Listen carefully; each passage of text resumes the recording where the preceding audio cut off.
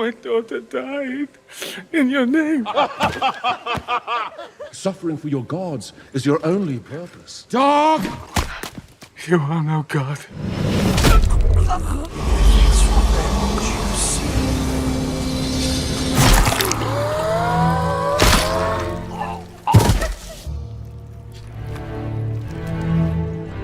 The sword chose you. Feels like a promise. So this is my vow. All gods will die. The movie opens with Gorr and his daughter, who are starving in a desert. They are both the last survivors of their race. Gorr puts his ailing daughter on the hot ground and begs the god Rapu for water and sustenance. Not for him, but for his daughter. Soon, his daughter dies, and he buries her under the sand. After some time, he hears some voices calling him. He approaches the voices and finds some fruit in an oasis.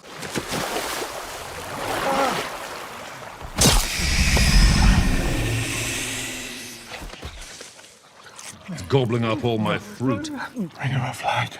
Oh, it's one of mine. Our faith in you never wavered, and now we await the promise. No, sorry. There's no eternal reward for you. Dog! There is no one left to worship you. There'll be more followers to replace you. Suffering for your gods is your only purpose. We just vanquished the holder of the Necro Sword before he could harm any other gods. My daughter died in your name. I renounce you.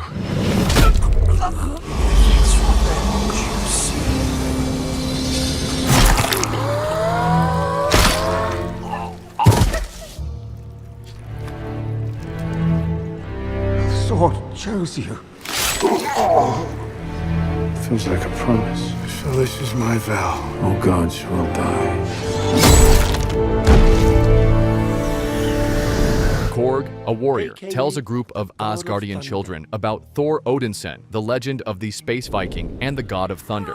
Thor was raised as a warrior and loved so many women without any discrimination, but he lost all of them. His planet exploded before his eyes, and he lost everyone he loved. He then teams up with the Guardians of the Galaxy and wins a lot of battles, but nothing can hide his pain. He gives up his quest for love and accepts that he can only fight the battles. Thor is called for another battle against some bird-like invaders called Hebuska's Horde, who invaded a planet. Jotun, the king, tells Thor that all the gods have been murdered and now their sacred temple has been left unguarded. Thor! We need your help to win this battle. Let's go. You're gonna break them. I am good. How are we doing, guys? We're all about to die. You said this planet would be a relaxing holiday. The odds may be against us, but I'll tell you this for free. Here it comes.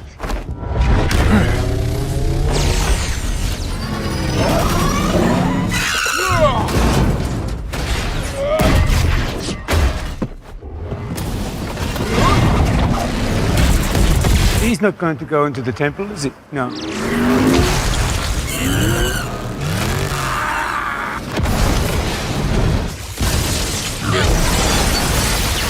Defeat the enemy with minimal loss or damage. Hurrah! On Earth, Jane Foster, ex-lover of Thor, has been diagnosed with stage 4 cancer. Darcy Lewis tries to support her and takes care of her during her chemotherapy. Anyway, it's not that serious. Jane, it's stage 4. I have, like, how many stages? 4. You're not getting what the universe is actually trying to tell you, so slow down. Dr. Eric Selvig informs Jane that there is no recovery even after chemotherapy. Jane searches further and comes to know that Mjolnir may save her life. You can almost feel the power.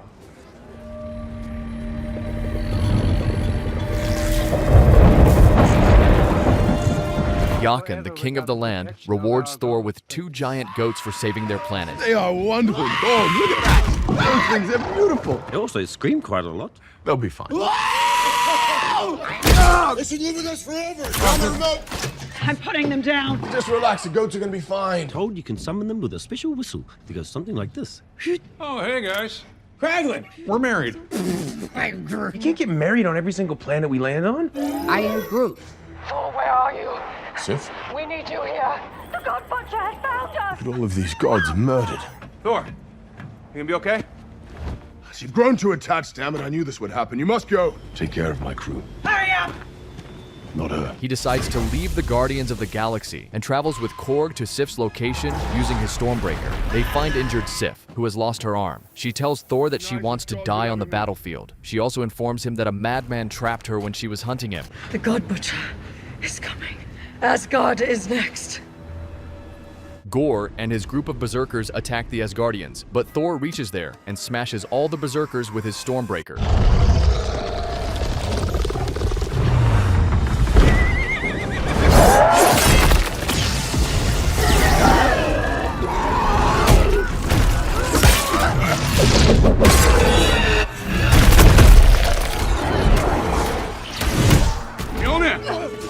Mjolnir! It's me, Thor! Mjolnir!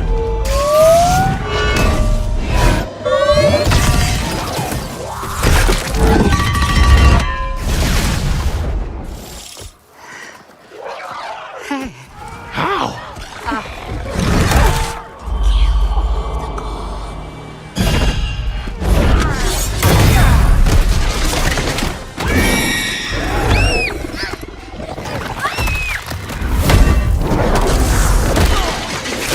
This is going to hurt.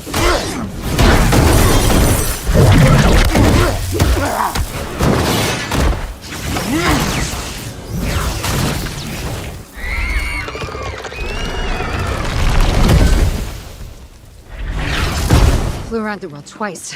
Nothing. The Asgardian people are in a panic because their children are in Gorr's prison. Thor asks all of them not to quarrel, but to be united. Jane tells Thor that Gorr travels through shadows and creates monsters with them. Thor tells Jane about the Necrosword, which is an ancient weapon that can slay gods, but it slowly corrupts and kills the man who wields it.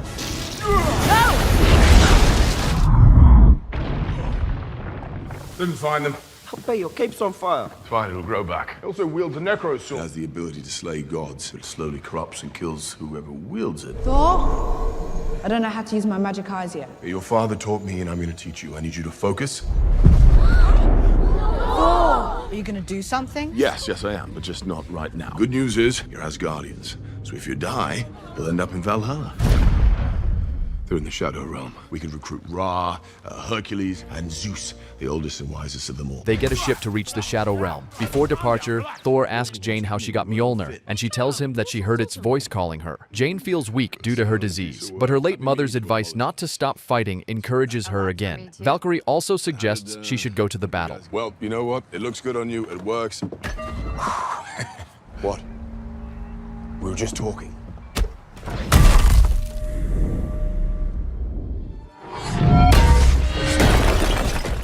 Thor assures the Asgardian people that they will come back with children. They start traveling on their ship and soon reach the Omnipotent city first. While walking, Jane asks Thor if he has any other girlfriends, and he replies that he has no time for such things. All the children in the Shadow Realm are discussing Thor's adventures. Suddenly, Gorr appears there and threatens them. Oh, this is ugly.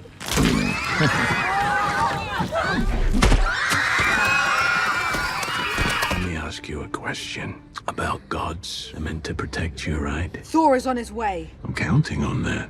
That's why you're here. Thor and his team reach the Golden Temple, which is the place of the most powerful creator gods. They disguise themselves and walk around to see different gods. Finally, Zeus, the god of lightning, makes his grand entrance. Thor is greatly inspired by Zeus and asks Jane not to interrupt as he is famous for his grand entrance. Zeus then announces the opening of the Holy Council of Gods. He's the god of lightning, I'm the god of thunder. Huge source of inspiration. You should lead with that when you ask him for an army. Where are we going to hold this year's orgy?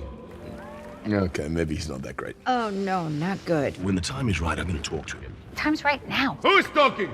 These guys. Let me be the first to say it is an honor and a privilege to be No, I here. can't hear you.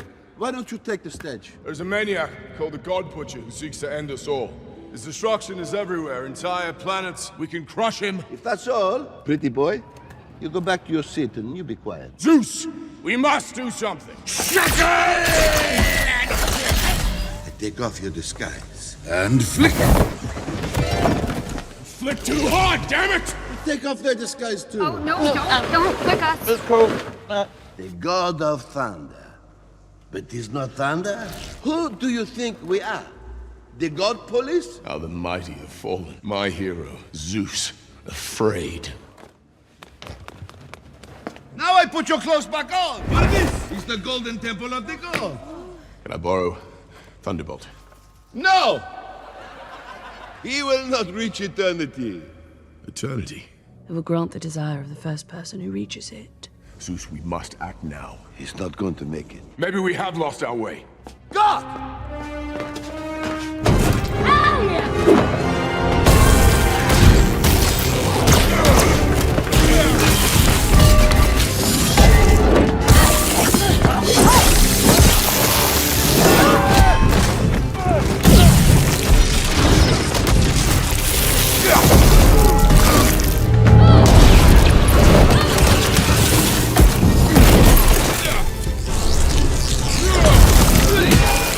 Catch!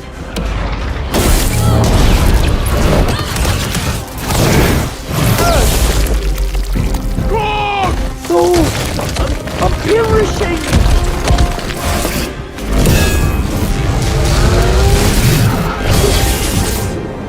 Where are you? I'm gonna get you out. Okay. Here I am! Okay. Guard him with your life. I will. Ready to go for a ride?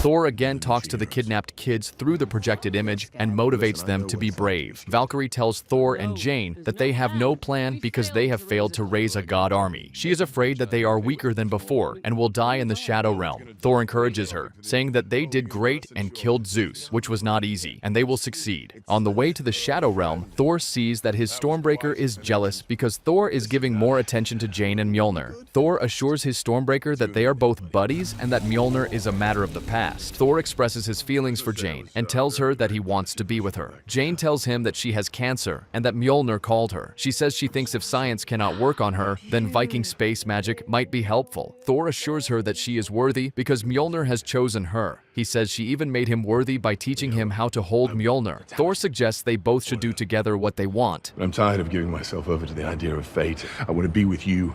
I have cancer. Well, that's why you came to New Asgard. Yeah, I thought the hammer. Mjolnir chose you, and it chose you because you're worthy. You made me worthy. So whatever you want to do, we can do together. Valkyrie then informs them that they have reached the Shadow Realm, where everything has lost its color. They start searching for the kidnapped kids, but can't find them. Jane informs others that it is a trap, after knowing that Bifrost is the key to reaching eternity. She hurls the Stormbreaker because Gorr will use the Bifrost to find eternity. Don't tell me why you just threw Stormbreaker out the window. He needs it to open the gates of eternity.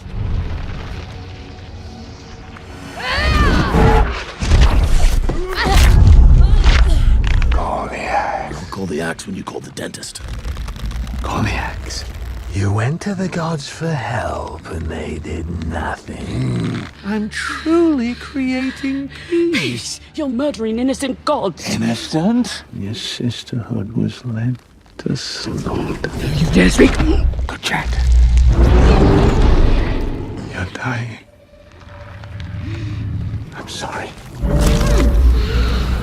I know your pain. I had a daughter once, and she died. She does not have to grow up in a world of suffering and pain.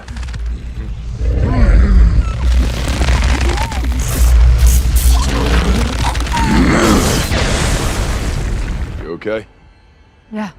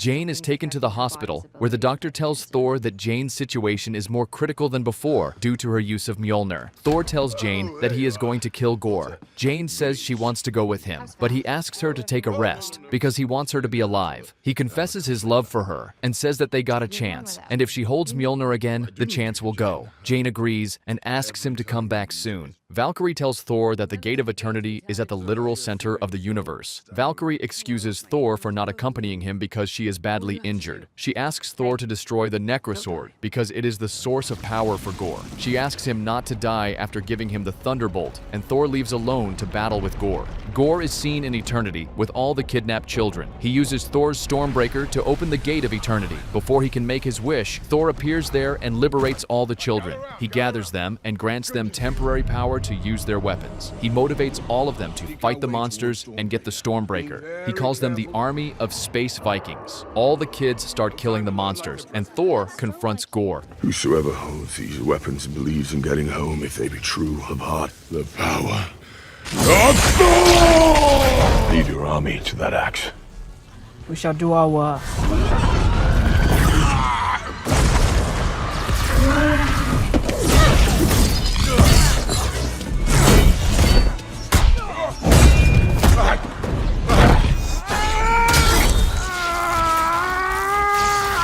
Gorr starts overpowering him. On the hospital bed, Jane feels this and decides to reach for Thor's help.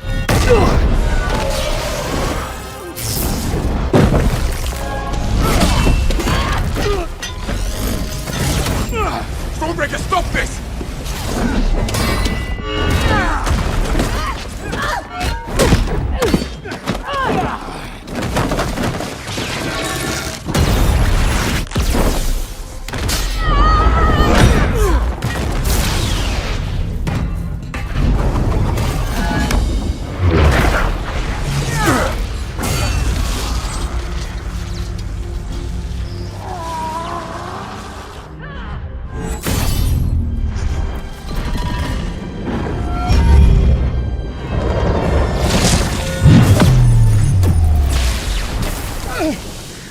They find themselves in Eternity, where Gorr is about to make his wish. Thor stops him, saying that he does not want revenge, but love. He says he feels his pain, but this is not the right way. He tells Gorr that he wants to spend his last moments with Jane because he prefers love over revenge. He asks Gorr to bring his daughter back instead of killing all the gods. Thor takes Jane in his arms, and this reminds Gorr of his daughter. He says he is dying and his daughter would be alone if he brought her back. Jane assures Gorr that his daughter would not be alone. Make your wish. She would have no one. She would be alone. She won't be alone.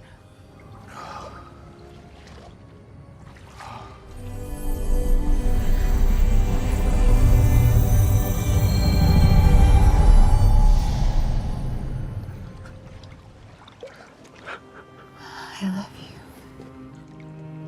I love you too.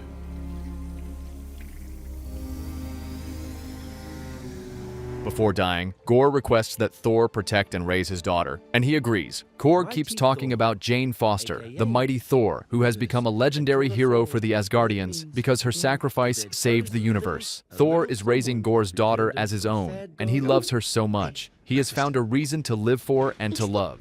Oh, wow. I love it. Very creative. You see the aliens down there, the stripy ones? I love you, sweetie. Love you, Uncle Thor. Two warriors fighting the good fight for those who can't fight good. They are simply known as Love and Thunder. I hope you guys enjoyed the recap, and be sure to check out other awesome recaps on the channel. And as always, thank you very much for watching.